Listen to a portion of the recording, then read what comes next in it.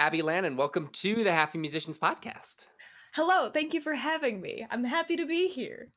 Yeah, the most animated introduction thus far, so we're off to a really good start. Wow, I'm so glad. I'm so happy to be a part of Yeah, this. no, for sure. My friend Josh Jones, who's recently on here, let me know about your page, which I was not aware of, and it's been fun going through your joyful content. And I saw that you had set a big New Year's resolution on organization. I'm curious how that's going.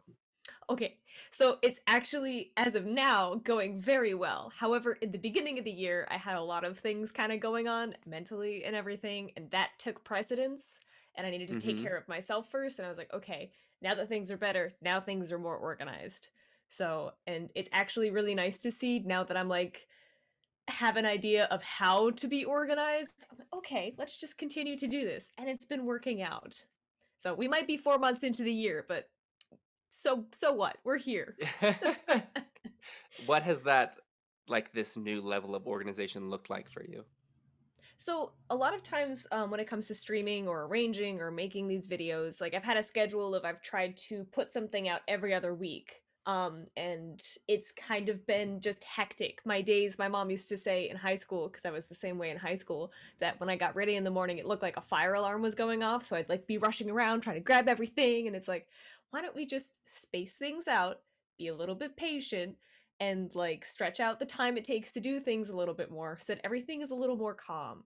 So instead of saying like, "Oh, I want to do this thing. I'm going to do it today or I'm going to do it in this hour span of time that I have that's open." I'm going to be like, "All right, you know what? I have an hour span of time today, but I'm just going to move that to tomorrow or the next day or like, hey, that's okay that we do it 3 days from now." And Mm. it's gone for everything from like, from the arranging process for these videos to even when I like exercise and go outdoors for walks or bike rides or anything.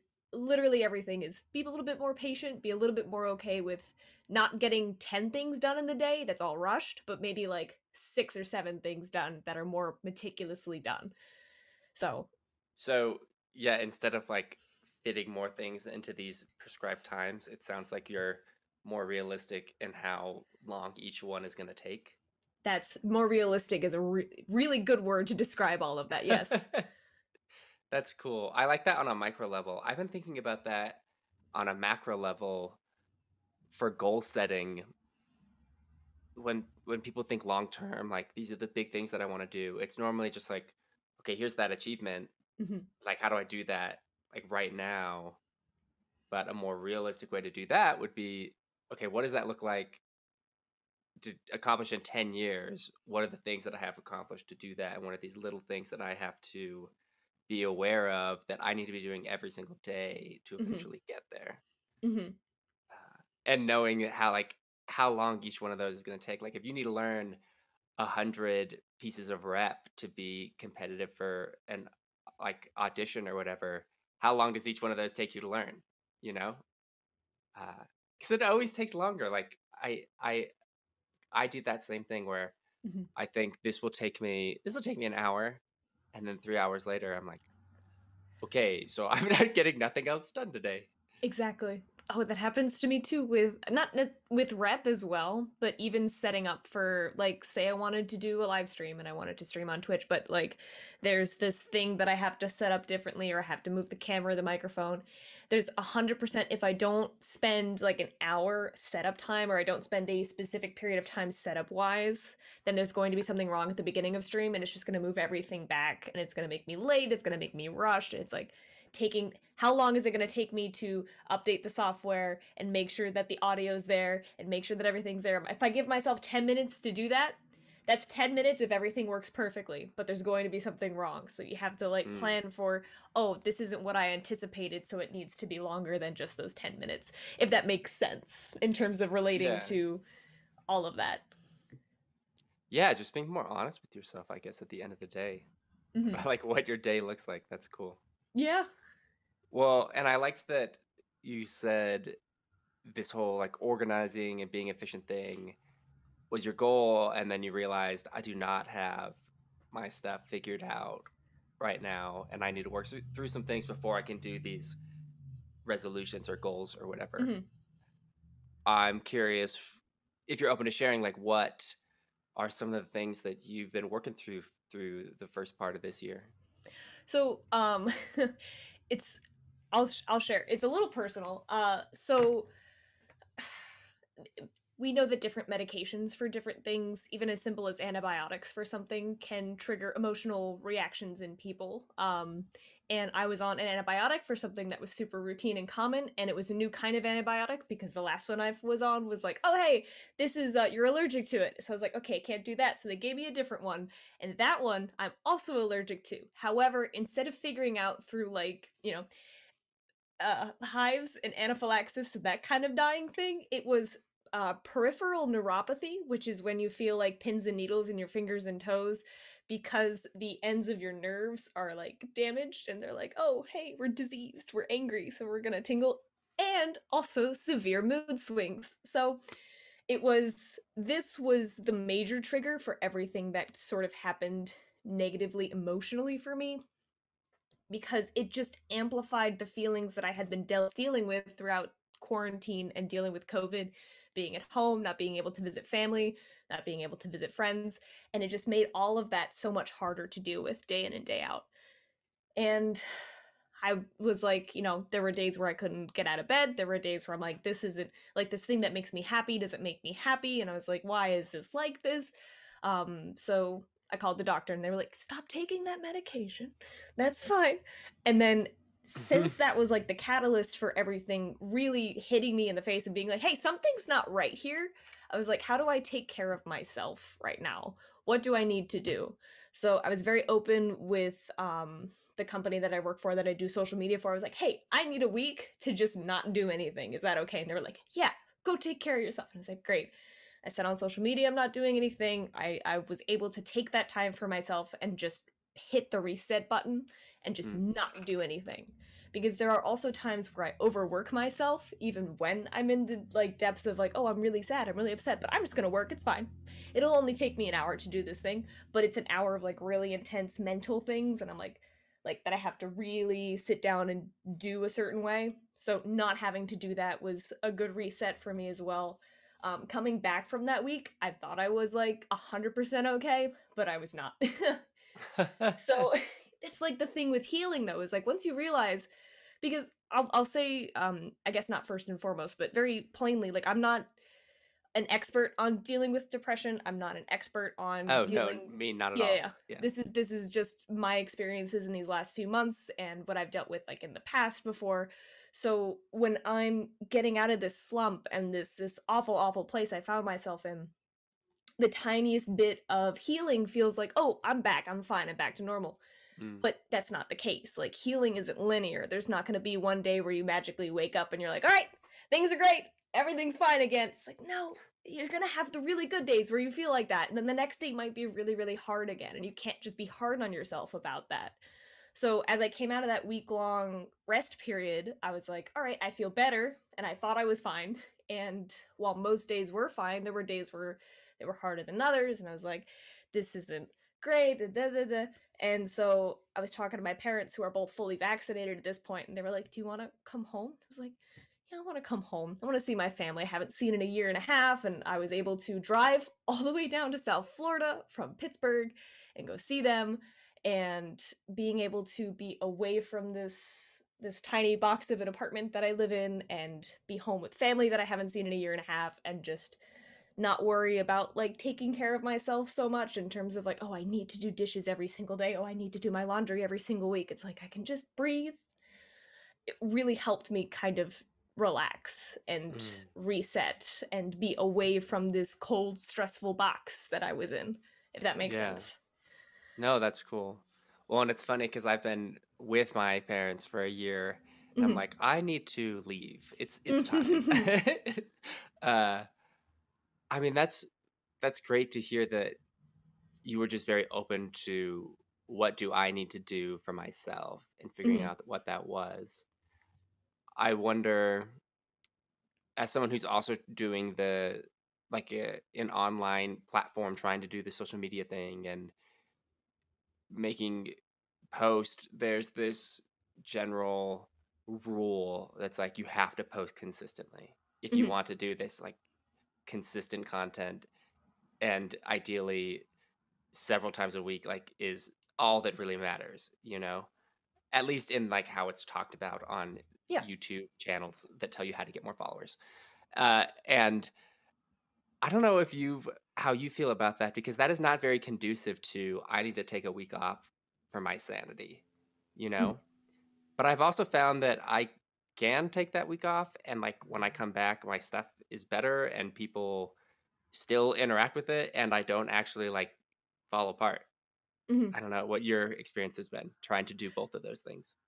It's like it's a priority thing, and in order for me to make good consistent content, I have to feel good. And if there's a part where I'm not feeling good and I'm putting out content that's, not my best or that could be better, it's like, well then I need to put myself first.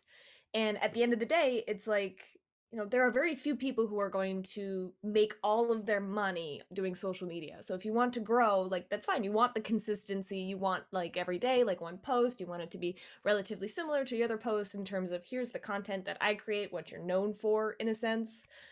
But at the end of the day, like you have to take care of you. You can't, drain yourself posting every single day and saying, okay, well, I might be really sad today, but I need to post to Instagram. It's like it's not a priority for anybody, including me. Like there are days where I'm like, okay, I need to post something. It's been a while. There are days where I'm like, okay, it's been, a day. Here's what I need to do. Here's my schedule. But if that day something doesn't come out right, I'm just not gonna post. It's not the end of the world if I don't post. And like you said, when you come back after a week, your content feels like it's stronger, like it's better, it's more organized. And I feel like that's also the case for me as well. When I come back from a break, if I post something, it's because I'm really happy to post it, not because I feel obligated to post something every day. Mm, And I don't like the social media model of like, oh, well, we need people to post every day, and that's when the algorithm is going to like you. And I understand the business model behind that from the companies that, like, from Facebook, from Instagram, from all of these things. Um, but as a human being doing it by yourself, it's a little bit unrealistic to expect yourself to post something that's the highest quality every single day or a few times a week. yeah. So, mhm. No, I totally agree. And I guess as I think about it, the whole serving the algorithm thing, it does tend to lead to consistent growth and more growth, and you get Mhm. more followers. But if I, on a good day, can detach myself from that goal, it's like, wait, was that the whole point in the first place? Is Mhm. this just about getting more people, or is it about Mhm. actually enjoying the stuff that I'm putting out and hopefully having people enjoy putting out, not just serving growth for the sake of growth? I feel that as well. Like when it comes to what I post now versus what I posted when I first started, it's like when I posted in the beginning, it was, every day just a practice log. And it's like, yeah, I really enjoyed doing that. But today, I don't want to post everything I practice every day. I'd rather it be something that I'm like, oh, I'm really excited to show this to the people who are following me. And, you know, people who post specifically to get followers might not have the community engagement or the community built around who they are as a creator that they want, in terms of like, oh, if I just want to get like 100,000 followers, it's like you can post a certain way, and if you do the right things and follow the algorithms and really do it, like you can get there. I believe you can get there. Anybody can. But to have a community that supports you, that reacts to who you are and the content that you create and what you want to put out into the world, like that's a longer process. And I think, in my opinion. Mm-hmm. Yeah, for sure. And also, I guess it's like different. I've been trying to think of like, how can my post just be stuff that is something I've already done that's doing something else in the world, and then I just share it on social media, as opposed to this is something that I made specifically for social media and it Mhm. only exists on social media. Um, but I don't know, it's like also confusing. And one thing that I've realized is that like there are no rules. Like nothing matters in a good way. You can do whatever you want, because everyone who's trying to talk like, well, I think this is how social media works, is all really stressed and confused about it. Like we're like all constantly trying to figure it out. And along those lines, you have a persona and a type of music that you really appreciate and love that you want to play Mhm. that certainly like goes against the grain of maybe the like traditional sense of your instrument or the history that it comes from. Mhm. And so maybe my first question is like what do you think it means to play serious music? I think it's important. I think it's incredible. Like that was the first that was until I graduated from my master's. It's let's play the more serious music in quotations because I think all music is serious if you make it serious. But Mm, um yeah. and if we're talking about like, you know, the standard traditional repertoire of like euphonium or classical music that we're taught in our music degrees, uh it's it's incredibly important that we learn it because it's learning history alongside learning music and learning how to be a musician. I love playing traditional classical repertoire. I love learning from it. I love sitting down with a piece and being like, wow, this really connects with me in a way that other music doesn't. So Mm, that yeah, in terms of importance, like we it's a standard for a reason. It's important for a reason. yeah. Well, yeah, I totally agree. That's awesome, and I love the appreciation. Maybe more what my question I meant, which was admittedly vague. Uh, do you consider like, well, I guess you already said it. Like all music is serious if you make it serious. Mhm. You do so much video game music, and I'm curious why, like, we're as a music community, especially coming out of academia, so obsessed with deciding what counts as serious and what doesn't, and like what is just assigning the quality of types of music Mhm. so vigorously. I think this falls under something that I talk about like a lot. So when we are put into I have like a million ideas floating around my head. Let's see if I can get them all out in a cohesive We manner got here. time. Yeah. When we start in beginning band per se, I'll speak from the band perspective because that's where I come from. I don't know the Yeah. string world as well. But when we start in beginning band, we're taught from the standard beginning band books. We are taught in a certain way. Here's how you play your instrument. Here's which buttons you need to play for the notes. Here's how you make an embouchure. Here's how you do this, that, and the other. And it's extremely important. You need to know the basics of how to play your instrument before you can play notes. Like, duh. When we get into later middle school, early high school, late high school, we have standards put upon us with like MPA standards. We have band repertoire that we need to play. We have lists that our band directors can pull from in order to get the bands to play at a certain level in order to get ratings and scores. And I think that's where it starts to be a little bit of okay, here's the music that's important, is the music that's on this list. Here's the music that's important, is the band standard repertoire, which is the only repertoire that bands technically like pretty much play. There's a ton of new music coming out for band, and a lot of it's really good, and a lot of it is very appreciated by colleges and universities that go and premiere it, and they play it like a lot of John Mackey music, incredible composer, and he's just writing really cool stuff that's now like standard band repertoire. Mm. And I think it's, you know, very important. I think when we get to college level and when we get to no, back up a second. So we're in high school and we're taught like here's the music that's important, here's what we have to do for MPA. There's always a time crunch, there's always a rehearsal crunch, like oh, we need to really sit down and get this music under our belts. There's not really a lot of time to explore other aspects of performing on our instrument with different types of music. So we're taught that we're going to play our instrument with this kind of music, and that's going to Mm. be what that is.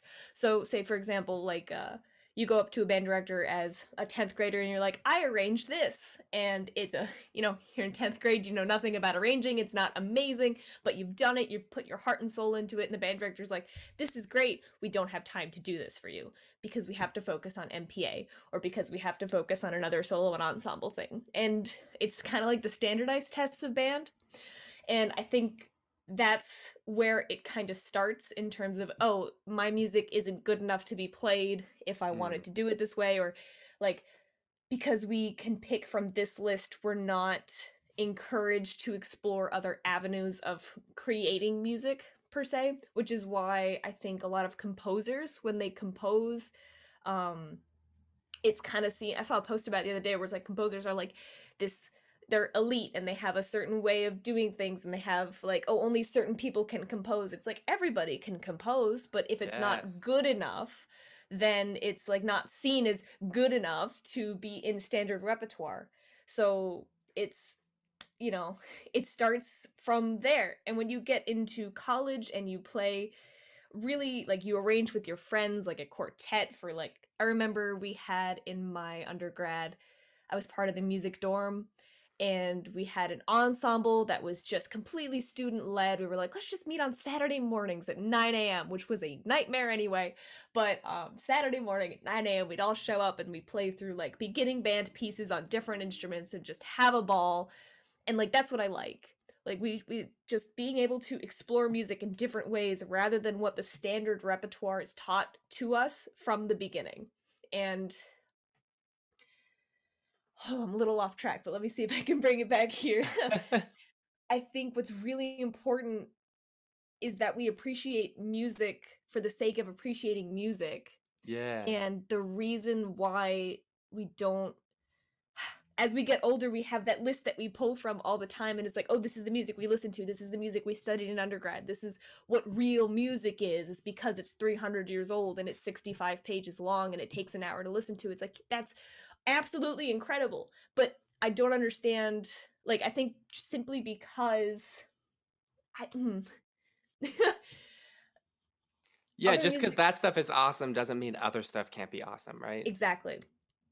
And I feel like since we get into like so into this mindset of we need, because there's so much stuff out there that's old, that's Yeah. fantastic, that's so incredible. It's like you can spend, people do their entire lives studying that library that we pull from for like orchestra concerts, for military band concerts, and excerpts and performing that. They can spend their entire lives practicing those 100 pieces of repertoire that you mentioned earlier, and you could never be satisfied with those 100 pieces and how you play them yourself, and that's okay. But I feel like for a lot of musicians, like that's the goal, and that's incredible and that's amazing. But I don't understand why we devalue other types of music and other types of music making. Hmm. It's interesting. I feel like there's this, I don't like, no one ever said it explicitly, but there's this general sense of these once in a generation artists, or that music is mostly bad, and then you're just looking for these needles in the haystack where these gems, and there's just this select few masterpieces, and the point of studying and listening to music is finding more of these needles. But that makes it like you're just approaching it as this is probably garbage, but it might be really good. Hmm. And I'm just done with that. I'm so tired of feeling that way. I really am. I'm tired of listening to music and looking for what I don't like about it or what makes Hmm. it bad, and just assuming that if it's in blank genre, or if I don't know the name of the artist or something, like it's not good. And it's no fun, and I don't agree with the premise that the point of studying music is to critique it. I think it's better to just celebrate it, all of it. And even if it's a song that's might like fall into the hey category, if you celebrate what's good about it, you'll get more out of that from a professional musical like vantage point than you would seeing what you don't like about it. Exactly. Exactly. There are pieces. Now we're going to talk about video game music. Woohoo. There are pieces in video game music that if you show them to people who don't know the game at all, they don't know the themes, they've never played a video game in their life, but if you show them this piece and it's like this piano arrangement of whatever the heck, and you show it to them, they'll be like, oh my gosh, that was so beautiful. Like, that's a great piece of music. And it's simply because it's a great piece of music. And Mm. celebrating, I think music for every musician is different. Good music for every musician is different. I'm also kind of tired of pretending that like, oh, these 6 pieces are the best pieces of music ever written for everybody ever, and everyone has to love them all the time because they're the greatest, because we always say that they're the greatest pieces of music. And it's not just 6 pieces, and no one's ever said that like so stringently, like this is what good music is. But But also they have though, right? Like every time you go on a magazine or something, it's like the 5 pieces you have to listen to, or like these ranked lists of what the best are in whatever category. And that you, yeah, that is explicitly stated more often than and I I'm I'm like. tired of it. There are classical pieces that people are like, "Wow, this is terrible. I don't like this piece." And I'm like, "I actually really enjoy it." Like, "Oh, well, it's really campy and it's kind of like predictable." I'm like, "Well, what if I like that? What if I Mm, enjoy it?" And I think the more, because it goes also into performing as well. Have you've probably performed music that you're just like, "Okay, I don't really like this." So you play it. But mhm. then how much more joy and like fulfillment do you get out of playing the piece of music that you've practiced, that you love dearly, that you really enjoy, that you're like, wow, I really want to put my heart and soul into this because I like the piece of music, I connect with it. So let's really have fun making the best music we can out of it. Yeah. Like, it's important to learn the standards. I agree that it's important to learn those, that ranked list of what people think are the best. You don't have to think they're the best as well, but learning about them and learning why people think they're the best. Okay, here's studying music, incredibly important, incredibly valuable. But I also think that you should be allowed and encouraged and like to explore the kinds of music that might not be the standard good stuff and find what you like about those and try and, like, I guess mend the two, meld the two, be like, let's Mhm. enjoy this music too because it's good music, because I say it's good music, and be encouraged to do that rather than, oh, you don't like those pieces of really great music that people put on this list in this magazine, then you're not a real musician if you don't like this music. Yeah. Yeah, totally. And I think the quality of a musician is inherently based on just how authentically they can express themselves, you know? Yes. So there's room for everyone to be the best musician because you can be the best version of yourself, right? Mm-hmm. And so if you take that into what you create, there's room for every song to be the best song if it's as authentic of a presentation of what it was supposed to be, you know? Like if you like this song doesn't have good time and it's not consistent, but it wasn't trying to and its intention was actually to have like weird time, Mm-hmm. then that's good. And you can't say that's bad music because it's not in time, you know?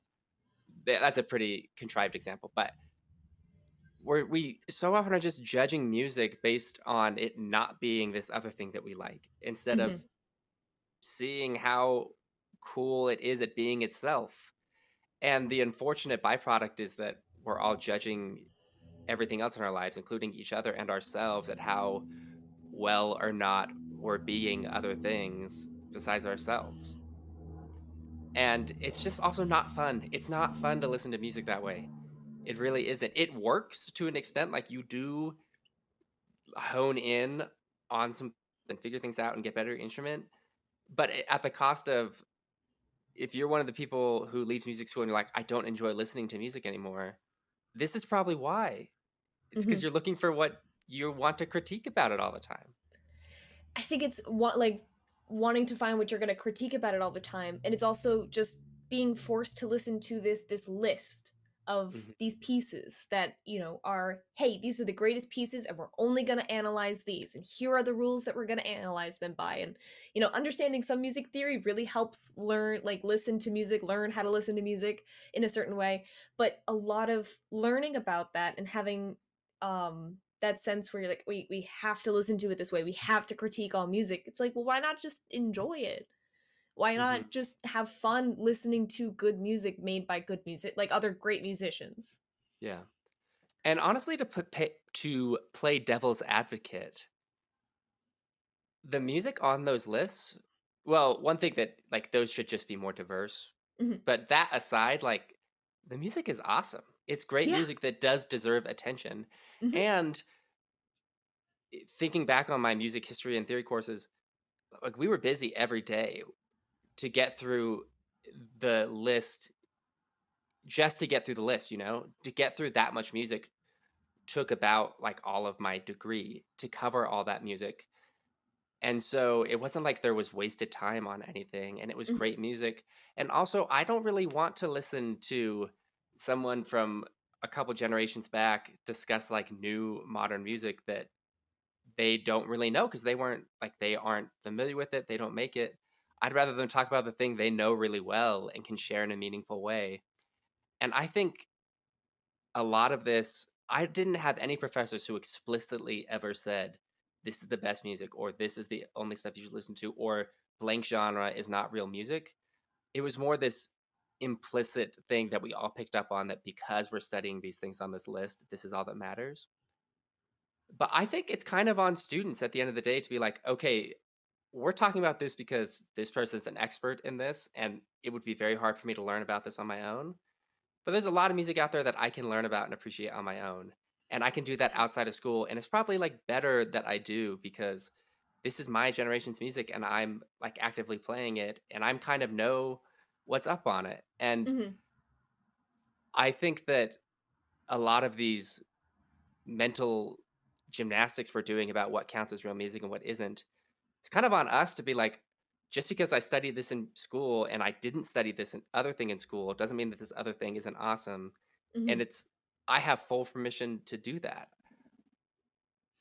There's so many musicians that come out of school and that, like, I think that's exactly what I'm trying to do. And it's like, I come Hmm. out of school, Exactly. I know which buttons to press for which notes on euphonium. That's about all I know how to do. But like, I press the buttons and I know which note's going to come out hopefully one day.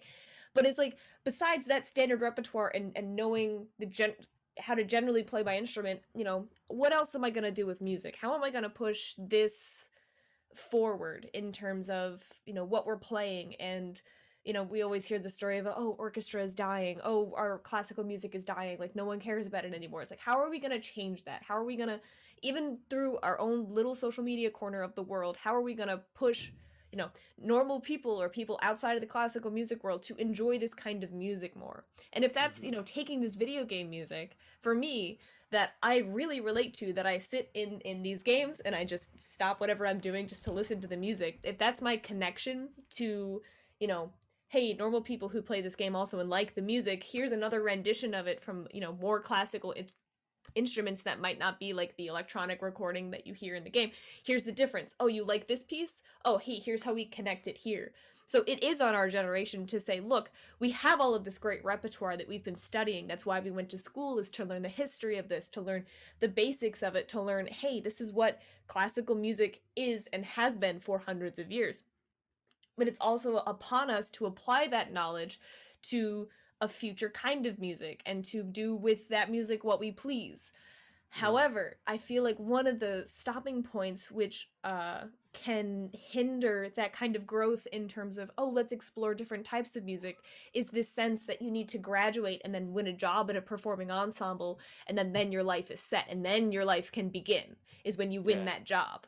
Hmm. And from what I've noticed listening to different podcasts and hearing different people talk about their audition experiences, their ensemble experiences, is that at least in the last few decades, it has changed dramatically in terms of the amount of people auditioning for the amount of spots that are available. So, like 50, 60 years ago, even 30, 40 years ago, it's an entirely different game than it is these days.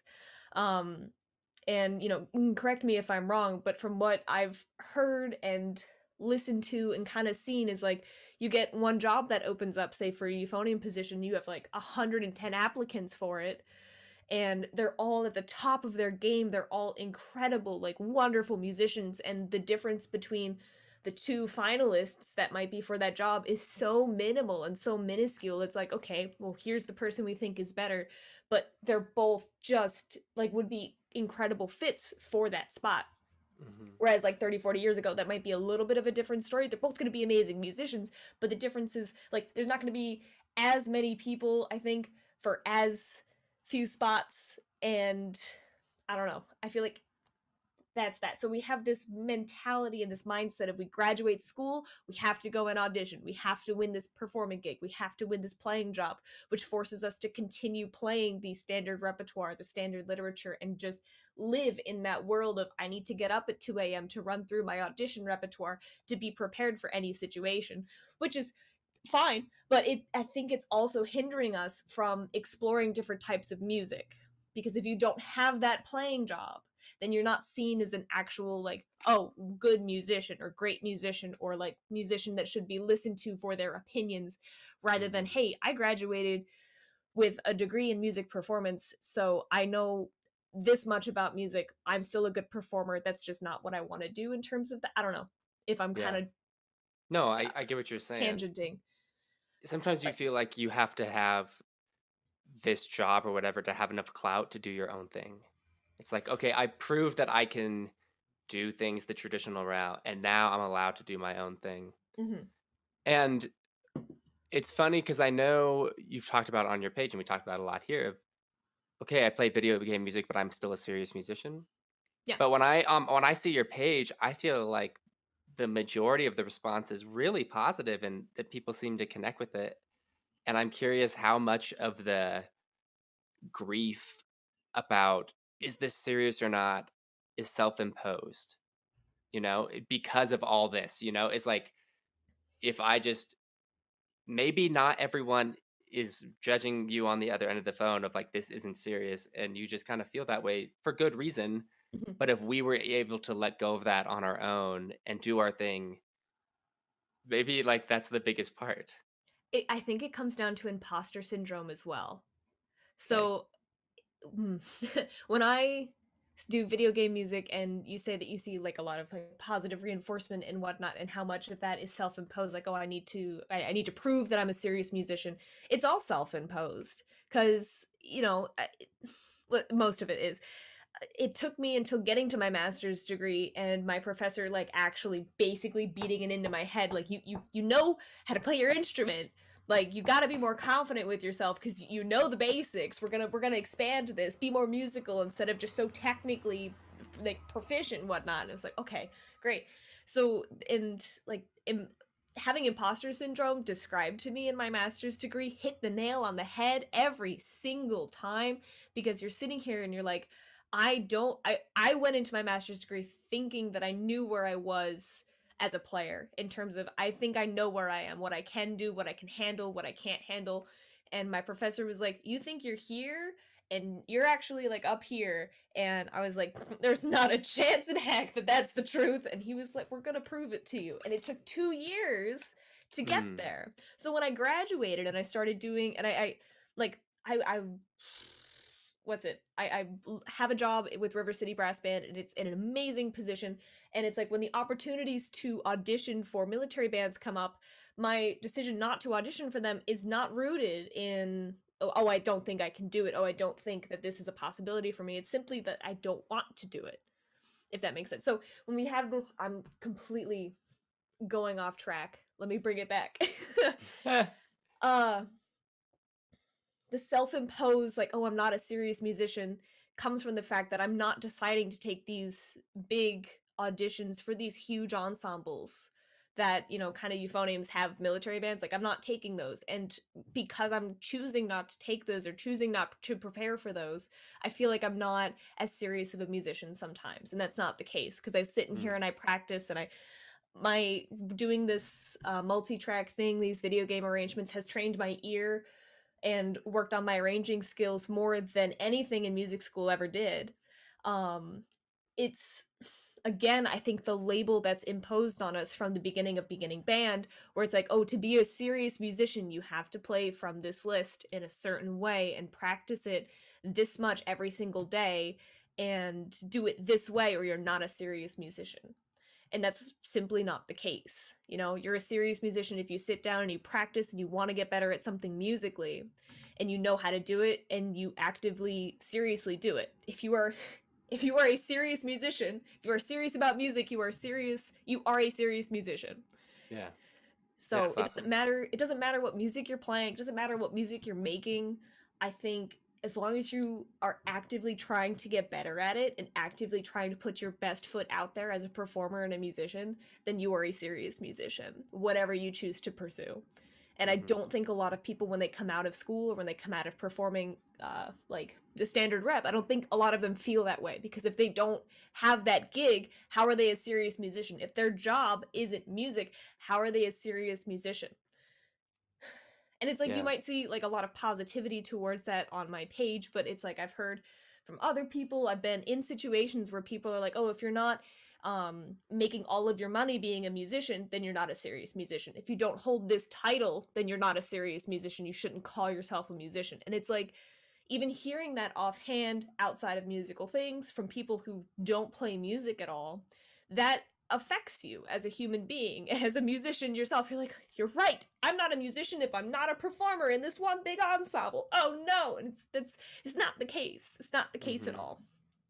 Yeah, and I think being open to the idea that if you're serious about music, you are a serious musician is one great solution. I think another one is that like being a serious musician maybe isn't like a good goal to have. Like maybe if you don't have to be that, if you don't want to be, if you're stressed Exactly. out about am I a serious musician or not, I think it's worth asking, do I actually care about that at the end of the day, you know? So the other thing, I was gonna say, can I rant on that for a little bit? sure, do Because go in, I was please. gonna say, so my version of a serious musician is I sit down, I want to do this, and I want to be a serious musician and act seriously towards the music that I'm making because that's my choice. But if you're a person out there who even went through the whole series of I am a master's student, I am a undergrad student, I am getting my doctorate in this instrument, and you come out of that program and you're like, I just kind of want to practice for the sake of practicing and just kind of have fun making music, then you're a musician too. You know, you don't have to have this lofty goal of making this your livelihood to be a good musician. You don't have to reach a certain level of being able to play your scales in order to have fun making music that you want to make. Yeah. Like, I think the system also impose like the system, it sounds so negative when it's important to be there, but I think we need to celebrate making music at all stages of learning how to be a musician and Yeah. learning how to play our instrument. It's like, you want to play the heck out of hot cross buns when you are 14 years old? Heck yeah, you play the heck out of hot cross buns. If it brings you joy and it brings you, like, it makes you passionate about the music that you're playing, whatever you're playing, go for it. You don't have to have a perfect tone to be passionate about the music you're playing. You don't have to know every intonation between every valve combination to have fun playing music. And I think having like the such intense focus on technical ability to play your instrument, that's important. We need to continue to learn how to get better, but it can't be detrimental to the enjoyment of the music making process Yeah. in that sense. So Totally. that's my rant on that. If you want to have fun making music, go have fun making music. Don't have to be perfect to have fun making music or to make good music. Yeah. 100%. I think it's unfortunate that we tend in the music community when something becomes really popular just automatically assume it's not good. Like if everyday people are super into this, it must be like this bland generic thing, you know? Almost as this like commitment to the stuff we're listening to is the stuff that we in general are really passionate about, you know? Not that many people listen to. Mm-hmm. So if lots of people are listening to something, then it can't possibly be good as our thing. And we like double down on this.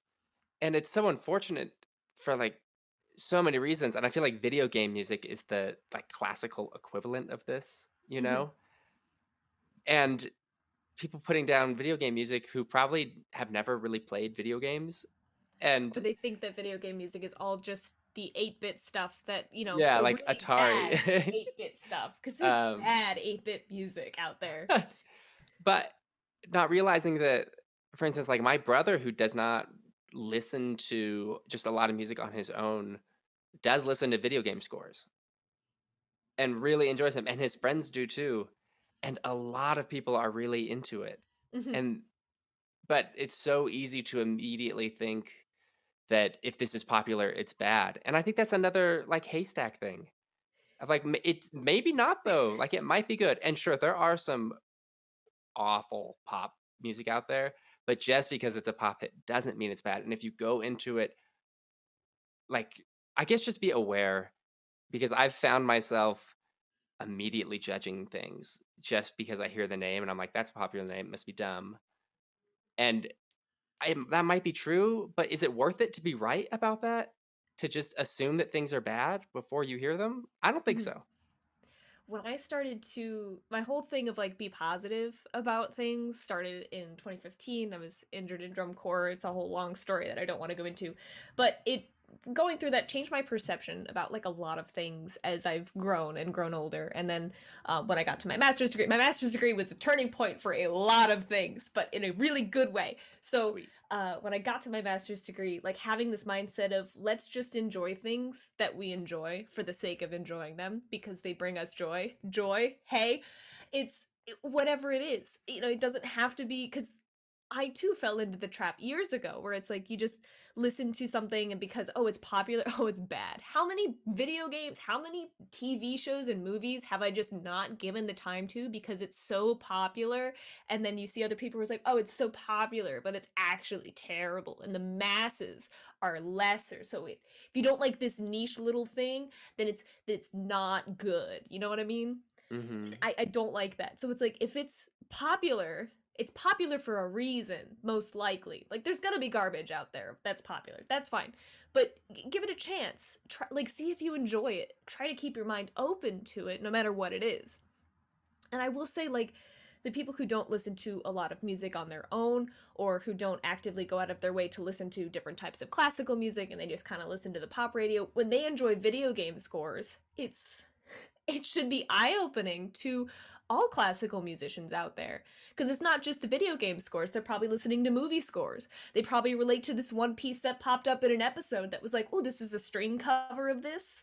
Because there was that new show that came out recently. I don't remember. It was a lot of controversy around it in terms of like content that was in it because it got a little raunchy at the end of it. I don't remember, but whatever. There was a lot of string covers in there. There was a string cover of a certain song that just like most of it I was like, I don't like this, but it's okay. We're watching the show. And one of them just hit me in the head and I was like, this is like good. And I really enjoy this piece as strings only. And other people probably found that too because they see these covers.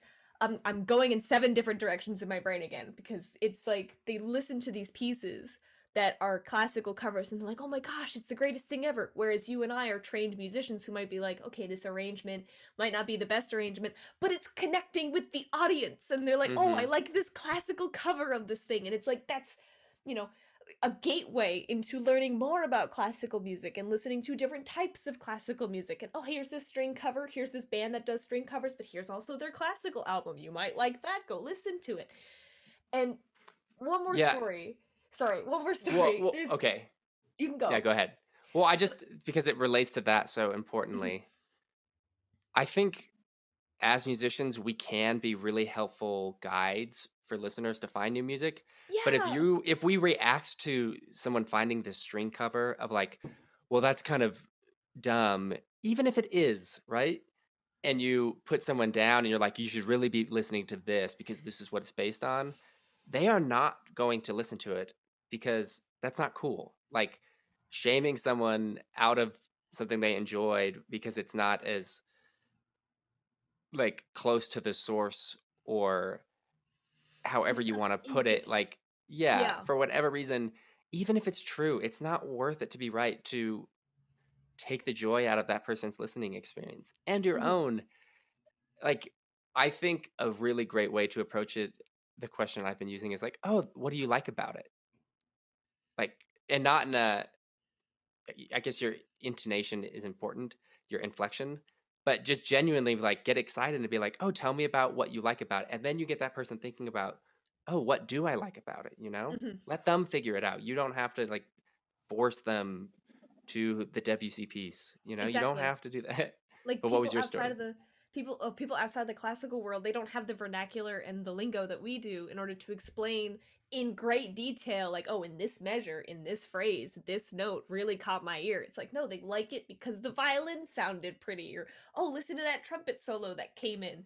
And it's because it's cool. Like, let them enjoy it. And to bounce off of your point, to put someone down for enjoying a piece of music that might not be at the level we're used to listening to, it's like expecting someone to know high level calculus when you find a geometry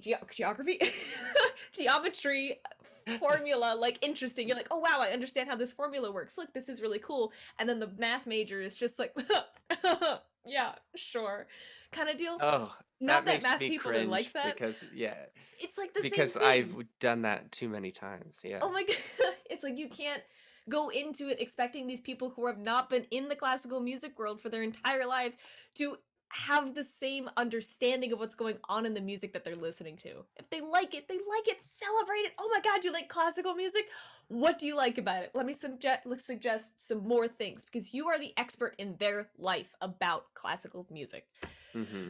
But my story, because this also ties into this, the most energetic concerts, the most like emotionally driven musical concerts that I've been to from an audience perspective are the video game concerts that I've been to. I have never been in an audience more full, like packed, shoulder to shoulder, the entire like I was at Wolf Trap for a Zelda concert, the entire back outdoor part, everyone was jam packed in there, as many people could fit in once, and it was like an incredible performance by these great musicians, incredible arrangements done for these video game pieces that everyone loves, and everyone in that crowd was like so emotionally driven to be there to enjoy it, and they were just like, wow, I really connect with this music. And I can guarantee you that the amount of professional musicians who were listening to that concert was not very many versus the people who were out there enjoying it.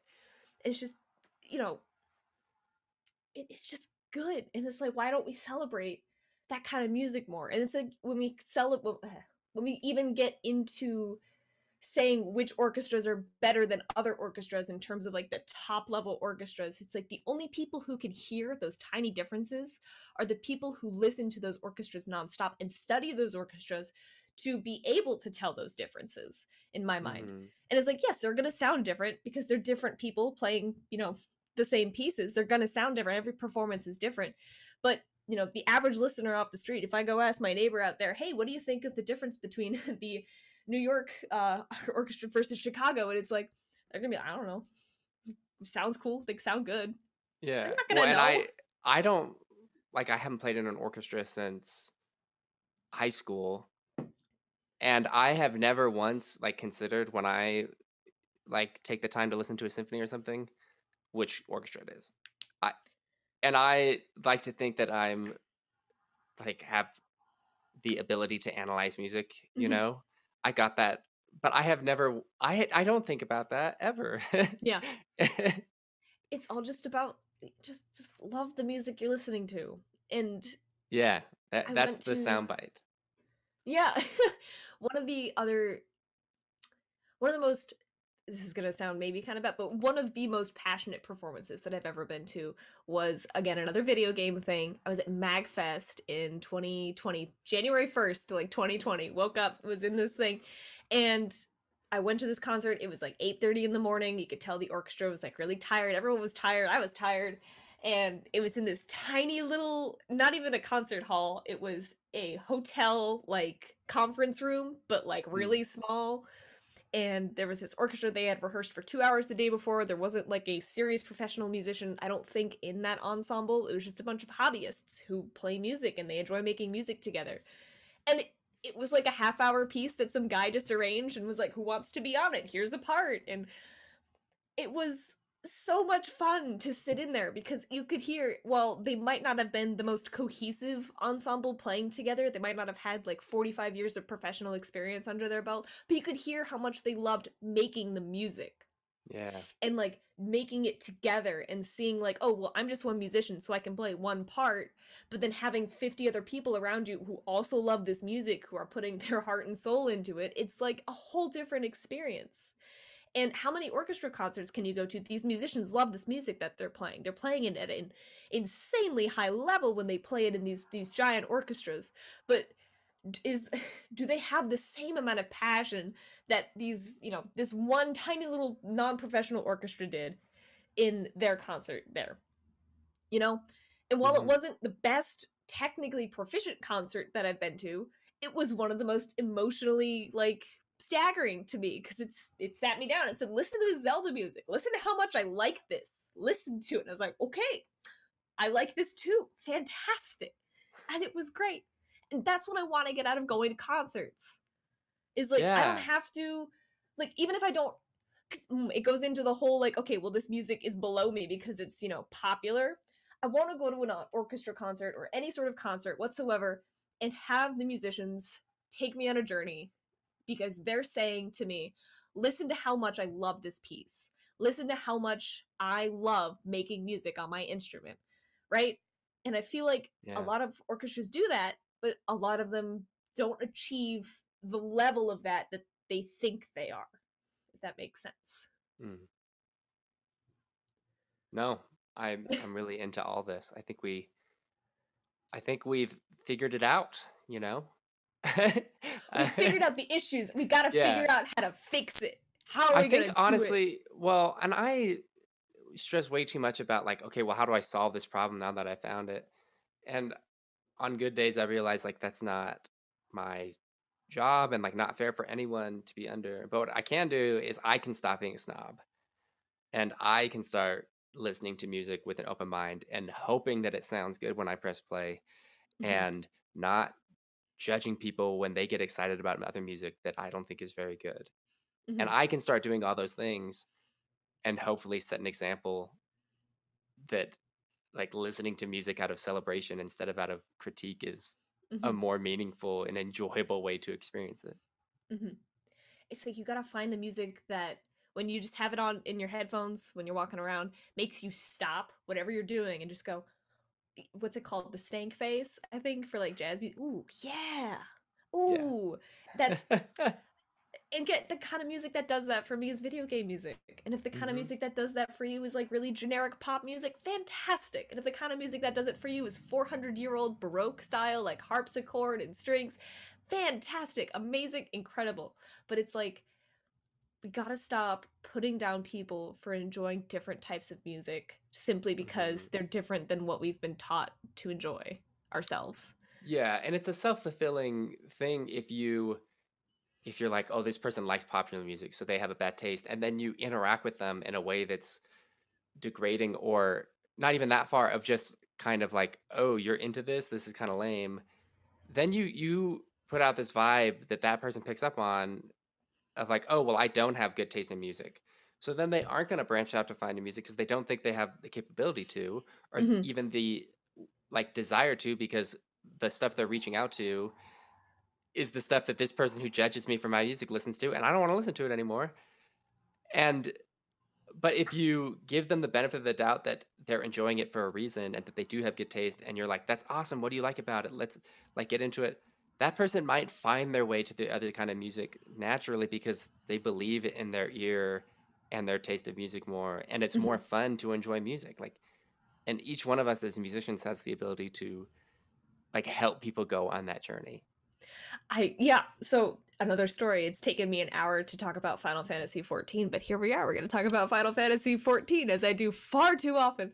The group that I play with is a bunch of friends that I've met online through a friend that I've had since middle school, and none of them are professional musicians. None of them have studied like music through in band or an orchestra. They've not majored in music. They're just people who play the game. They all have different careers. They're all wonderful, very kind, amazing people, and through seeing like my covers of stuff and hearing what I've thought about the music in the game that we all play together, they're just like, oh, Abby, did you hear this? Oh, Abby, what does this mean? And some of them will send me stuff and they're like, oh my goodness, like, what do you think of this? And we'll talk about the music. And one of the things that keeps coming up that I just find interesting is kind of unrelated to the point I'm making is the fact that all of the music in game is like MIDI orchestra, Mhm. and it's all like, not real musicians performing live, and I can pick up on that in an instant. And none of them have like, I think one of them, maybe two, are able to like really sit down and be like, all right, yeah, that's MIDI, I hear it now. And it's just funny to me. So like, it's really cool to see when people are interested in the music and they're like, wow, this video game score is so cool, you're really going to enjoy it. And then I do, and they're like, did you see this thing? Did you see these themes relate to each other, these leitmotifs, like they work together? It's like people want to learn more about the things that they're passionate about, and they want to know more about the things that they're passionate about. And if you're a professional musician and you have the vernacular, the lingo, the history of knowing about how to explain what they're hearing and show them like, oh, here's what you're listening to, here's what you want to know more about, and they come to you and they're like, I want to learn more, and your first instinct is that, that's going to turn them away from something that they want to learn about.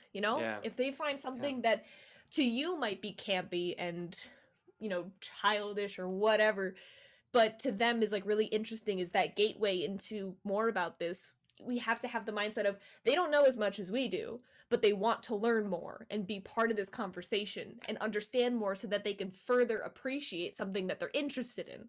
So like, why not nurture that? Why not be a teacher, be a leader, be like, hey, music is great, let's take you in here, let's teach you about leitmotifs, let's teach you about modulations and how they affect us Mm-hmm. emotionally. Oh my god, this key feels like this, but then this and this key feels like this. Ooh, it's cool. Kind of Yeah, deal. for sure. It's No, yeah. I think I'm all about it. This is honestly really exciting. And I guess like to send it out, my pithy response is like if you want people to appreciate your music, start by appreciating their music, you know. Yeah. And I think we that's a good place to wrap it up. This has been amazing and I really enjoyed the conversation. If you want to let people know now about things you're working on, anything you want them to be aware of, where you want to send them on the Is it plug web, time? it's plug time. So, hi, you can follow me. My username is Goofy Euph, like euphonium, but just EUPH, Goofy Euph, on every platform ever. I'm most active on Twitter and Twitch. I stream, I do video game stuff, I also perform music. It's a whole lot of fun. So, yeah, that's my whole spiel. I do positivity, kindness, mental health awareness, video game music. Let's talk about whatever the heck you want to talk about, kind of deal. That's who I am. Give me a follow if you're interested. There you go. Sweet. Well, thanks again so much. Thank you so much for having me.